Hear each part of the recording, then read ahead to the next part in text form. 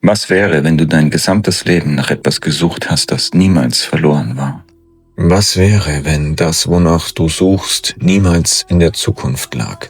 Nicht im nächsten Erfolg, nicht in der nächsten Beziehung, nicht in der nächsten Erkenntnis, Nicht im nächsten spirituellen Konzept, nicht einmal in der nächsten Religion, sondern genau dort, wo du jetzt gerade bist. Denn eine der bemerkenswertesten Aussagen, die Jesus jemals gemacht hat, lautet: Das Reich Gottes ist inwendig in euch. Lukas 17,21.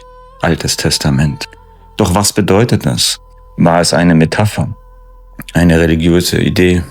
Oder sprach Jesus über etwas, das unmittelbar erfahren werden kann? Stell dir diese Frage. Je tiefer man sich mit großen Weisheiten und Traditionen der Menschheit beschäftigt, desto merkwürdiger wird es. Denn plötzlich beginnen völlig unterschiedliche Kulturen über ähnliche Dinge zu sprechen. Jesus spricht vom Reich Gottes, Lao Tse vom Tao, der Buddhismus von Nirvana, der Hinduismus von Moksha, der Zen-Buddhismus vom Erwachen, der Sufismus von der Vereinigung mit dem Geliebten.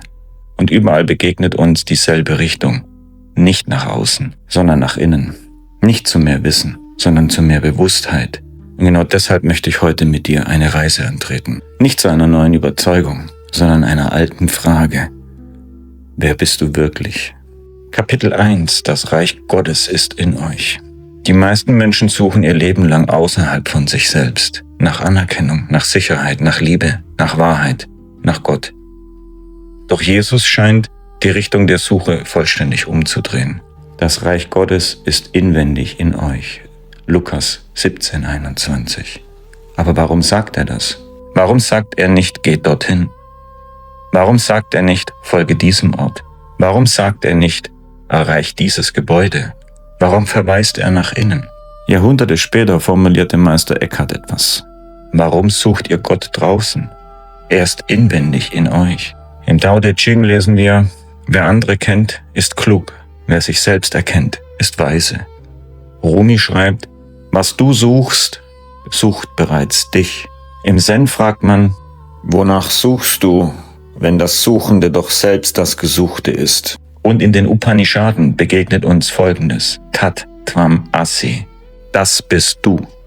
Natürlich bedeuten diese Aussagen nicht exakt dasselbe. Doch sie scheinen eine ähnliche Richtung anzudeuten. Was, wenn das Gesuchte näher ist, als wir glauben? Was, wenn wir die ganze Zeit in die falsche Richtung geschaut haben? Stell dir diese Frage. Wenn das Reich Gottes tatsächlich inwendig erfahrbar wäre, warum suchen wir dann draußen, außerhalb, in Religionen und Traditionen? Was, wenn all die Religionen und Traditionen keine offenen Zugänge, sondern verschlossene Türen sind, wie der Ochs vor dem Berg? Was würde sich in deinem Leben verändern, wenn Jesus Worte wörtlich gemeint wären? Stell dir diese Frage. Kapitel 2. Habt ihr Augen und seht nicht? Jesus stellt eine scheinbar einfache Frage. Habt ihr Augen und seht nicht? Markus 8,18. Doch vielleicht spricht er gar nicht vom Sehen. Vielleicht spricht er von der Wahrnehmung. Denn zwei Menschen können dieselbe Situation erleben und vollkommen unterschiedliche Welten daraus erschaffen. Der eine sieht Ablehnung, der andere Wachstum. Der eine sieht Chaos, der andere Sinn. Jahrhunderte später schrieb Goethe: Man erblickt nur, was man schon weiß und versteht. Immanuel Kant erkennt: Wir sehen niemals die Welt an sich, sondern immer nur unsere Wahrnehmung von ihr. Im Buddhismus begegnen wir derselben Idee. Nicht die Dinge selbst verursachen Leid, sondern unsere Anhaftung an unsere Interpretation der Dinge. Im Zen sagt man: Verwechsle nicht den Finger, der auf den Mond zeigt, mit dem Mond. Denn der nah betrachtet stets nur den Finger. Vielleicht spricht Jesus genau über dasselbe. Nicht über neue Informationen, sondern über eine neue Art zu sehen. Nun stell dir diese Frage. Wie viel deiner Überzeugungen beruhen auf einer direkten Erfahrung und wie viele auf Interpretationen oder dir vermittelter Inhalte? Wenn zwei Menschen dieselbe Realität unterschiedlich erleben, wo liegt dann die Wahrheit? Was ist dann die Wahrheit und gibt es so etwas? Stell dir diese Frage. Kapitel 3. Der Beobachter hinter den Gedanken. Vielleicht hast du schon mal bemerkt, dass ein Gedanke erscheint, dann eine Erinnerung, dann eine Sorge, dann eine Angst. Doch plötzlich entsteht ein kleiner Abstand dazwischen. Du bemerkst den Gedanken. Und genau hier wird es interessant. Denn wenn du einen Gedanken beobachten kannst, bist du dann dieser Gedanke? Jesus sagt, seid still und erkennet. Psalm 46,11.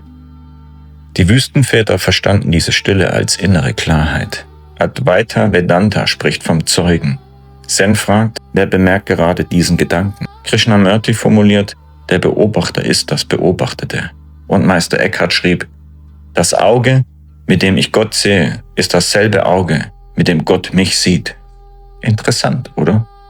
Vielleicht versuchen all diese Menschen dieselbe Erfahrung in Worte zu fassen, nur in unterschiedlichen Kontexten. Nun stell dir diese Frage.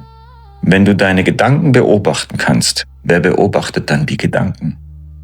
Gab es jemals einen Moment in deinem Leben, in dem dieser Beobachter nicht anwesend war? Eine Frage, die sich lohnt zu stellen. Kapitel 4.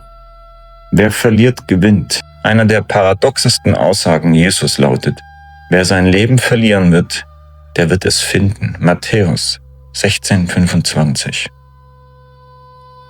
Wie kann man etwas verlieren und gleichzeitig finden? Vielleicht spricht Jesus nicht vom physischen Leben. Vielleicht spricht er von der Identität. Von demselben, was der Buddhismus und Buddha lehrte. Von der Geschichte, die wir uns über uns selbst erzählen. Carl Jung nannte dies Persona, die Maske. Goethe formuliert, und solange du das nicht hast, dieses stirb und werde, bist du nur ein trüber Gast auf dunkler Erde. Im Buddhismus spricht man vom Nicht-Selbst, im Daoismus vom Loslassen des künstlichen Selbst, im Sufismus vom Sterben vor dem Tod. Immer wieder taucht dieselbe Idee auf. Bevor etwas Neues sichtbar werden kann, muss das Alte losgelassen werden. Und ich denke, im gesellschaftlichen Kontext können wir die gleiche Frage stellen. Und hier wird das Mystische vielleicht gar nicht mehr so mystisch. Denn wer seine Vorkonditionierungen und seine Ego-Struktur fallen lässt, kann erst sehen. Ansonsten ist er blind, weil er schon denkt, alles gesehen zu haben. Du kannst erst sehen, wenn du vergisst, was du glaubst zu sehen und zu wissen. Nun stell dir diese Frage. Wer wärst du ohne deine Geschichte? Wer wärst du ohne deine Ängste? Was wärst du ohne die Rolle, die du jeden Tag spielst? Kapitel 5. Die Illusion der Kontrolle. Die meisten Menschen verbringen ihr Leben damit, die Zukunft kontrollieren zu wollen. Doch Jesus sagte, sorge dich nicht über den morgigen Tag. Matthäus 6,34. Nicht, weil Planung falsch wäre, sondern weil Angst niemals Frieden erzeugt. Jesus verweist immer wieder auf die Lilie des Feldes, auf die Vögel des Himmels. Warum? Vielleicht, weil die Natur etwas verkörpert, das wir verloren haben. Vertrauen, Präsenz, Unmittelbarkeit. Im Daoismus nennt man dies Wu Wei. Handeln ohne Verkrampfen, fließen statt kämpfen. Kierkegaard schreibt, Angst entsteht, wenn der Mensch zwischen Vergangenheit und Zukunft gefangen ist. Nun stell dir diese Frage. Wie viele deiner Sorgen sind tatsächlich Realität geworden? Wie viel davon existiert ausschließlich in deiner Vorstellung? Wie viel deines Lebens verbringst du im Jetzt? Und wie oft hast du dich selbst aufgrund von Angst abgehalten? Kapitel 6. Ich und der Vater sind eins. Jesus sagte, ich und der Vater sind eins. Johannes 10,30. Und später, ihr in mir und ich in euch. Johannes 14,20. Die traditionelle Theologie interpretiert dies auf unterschiedliche Weise. Mystiker lesen darin oft einen Hinweis auf Einheit, nicht Trennung, nicht Distanz, sondern auf Verbundenheit. Im Sufismus spricht man von der Vereinigung mit dem Geliebten. Im Advaita Vedanta von der Einheit mit Atman und Brahman. Spinoza beschreibt Gott nicht als Wesen außerhalb der Welt, sondern als die Substanz der Wirklichkeit. Nun stell dir diese Frage, wo endet eigentlich die Trennung, die du dir einredest? Und was unterscheidet dich von anderen? Wo endest du und wo beginnt die Welt? Und was, wenn diese Grenze weniger real ist, als sie dir tatsächlich erscheint? Kapitel 7. Die tiefere Bedeutung der Liebe. Jesus spricht häufiger über Liebe als über Regeln. Warum? Vielleicht weil Liebe keine Vorschrift ist, sondern die Folge einer Erkenntnis. Liebe deinen Nächsten wie dich selbst, Matthäus 22,39. Warum wie dich selbst? Vielleicht weil Jesus auf eine tiefere Verbundenheit hinweist. Schopenhauer erkennt, Mitgefühl entsteht dort, wo wir uns selbst im anderen erkennen. Und Rumi schreibt, jenseits von richtig und falsch liegt ein Feld, dort treffen wir uns. Nun stell dir diese Frage. Ist Liebe etwas, das du gibst oder etwas, das du bist? Was verändert sich, wenn du den anderen nicht mehr als getrennt von dir betrachtest? Und was, wenn Liebe die einzige echte Substanz des Lebens ist? Kapitel 8. Das Ende der Suche. Irgendwann geschieht etwas Merkwürdiges. Die Suche beginnt müde zu werden, nicht weil alle Antworten gefunden wurden, sondern weil sich die Frage verändert hat. Jesus sagt, ihr werdet die Wahrheit erkennen und die Wahrheit wird euch frei machen. Johannes 8,32. Krishnamurti sagt, die Wahrheit ist ein pfadloses Land. Vielleicht kann Wahrheit nicht erreicht werden. Vielleicht kann sie nur erkannt werden. Nun stell dir diese Frage. Wonach suchst du eigentlich? Und was passiert, wenn du für einen Moment aufhörst zu suchen?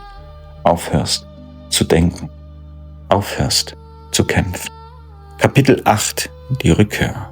Joseph Campbell beschreibt die Heldenreise, a hero's journey. Doch die Reise endet nicht mit der Erkenntnis.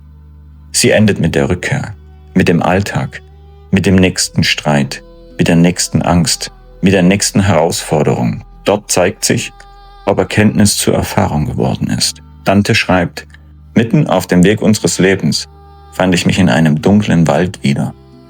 Vielleicht beginnt jede spirituelle Reise genau dort, mit Verwirrung, mit Fragen, mit Orientierungslosigkeit. Nun stell dir diese Frage. Was wirst du morgen anders sehen?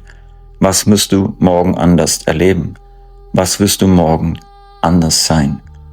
Und konntest du jemals das Gleiche sein wie vor 2 Sekunden? Wie bevor du dieses Video geschaut hast? Wie bevor du eine Begegnung mit einem anderen Menschen gehabt hast? Was von dem, was du denkst, was dein Selbst ist wirklich dein Selbst und konstant. Kapitel 10. Was, wenn sie alle auf dasselbe zeigen? Vielleicht sollten wir uns eine unbequeme Frage stellen. Nicht um sie zu beantworten, sondern um sie ernsthaft zu betrachten. Was wäre, wenn wir uns über Jahrhunderte in den Buchstaben verloren haben? Was, wenn wir begonnen haben, über Worte zu diskutieren, anstatt auf das zu schauen, worauf sie zeigen? Ein Wegweiser ist nicht der Weg. Eine Landkarte ist nicht das Land. Ein Finger, der auf den Mond zeigt, ist nicht der Mond. Und doch verbringen wir oft unser ganzes Leben damit, den Finger zu analysieren. Jesus spricht vom Reich Gottes, Lao Tse vom Tao, der Buddhismus von Nirvana, der Hinduismus von Moksha, im Zen, das Erwachen, der Sufismus von der Vereinigung mit dem Geliebten, die christliche Mystik von der Gottgeburt in der Seele. Natürlich, auch hier unterscheiden sich die Traditionen. Ihre Geschichten sind unterschiedlich, ihre Symbole sind unterschiedlich, ihre Sprachen unterscheiden sich. Doch was, wenn sie alle versuchen, etwas zu beschreiben, das sich letztlich nicht vollständig beschreiben lässt? Etwas, das erfahren werden muss. Was, wenn Tao, Nirvana, Moksha, Erleuchtung, Befreiung und das Reich Gottes nicht derselbe Begriff sind, aber möglicherweise auf dieselbe Erfahrung zeigen? Was, wenn wir uns in dem Namen verlieren, während die Erfahrung selbst still auf uns wartet? Was, wenn Religion niemals das Ziel war, sondern nur ein Wegweiser? Was, wenn Philosophen keine Antwort geben wollen, sondern fragen? Was, wenn Mystiker nicht erklären wollen, sondern zeigen? Und was, wenn Jesus die ganze Zeit genau das getan hat? Nicht eine neue Ideologie geschaffen, nicht eine neue Zugehörigkeit, nicht eine neue Identität, sondern immer wieder auf dieselbe Richtung hinwies. Nach innen, zum Beobachten, zum Bewusstsein, zur unmittelbaren Erfahrung. Vielleicht müssen wir deshalb gar nicht mehr glauben, vielleicht müssen wir beginnen zu sehen. Vielleicht müssen wir weniger diskutieren und mehr erfahren. Und vielleicht beginnt genau dort die eigentliche Reise. Schlussgedanke. Vielleicht war die Wahrheit niemals verborgen. Vielleicht war sie nur überlagert von Gedanken, Ängsten, Rollen, Geschichten, Buchstaben, Vorstellungen darüber, wer du sein sollst. Und vielleicht haben die großen Weisheitstraditionen der Menschheit trotz aller Unterschiede immer wieder versucht, auf etwas aufmerksam zu machen. Nicht auf eine Theorie, nicht auf ein Konzept, nicht auf eine Ideologie, nicht auf eine Erfahrung, nicht auf eine Religion,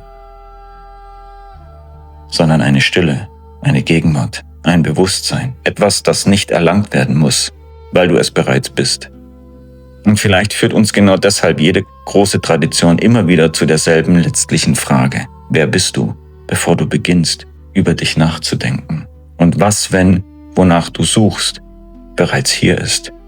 Was bleibt dann noch zu suchen? Vielleicht beginnst du genau dort. Denn das ist das eigentliche und wirkliche Sehen und das Reich Gottes.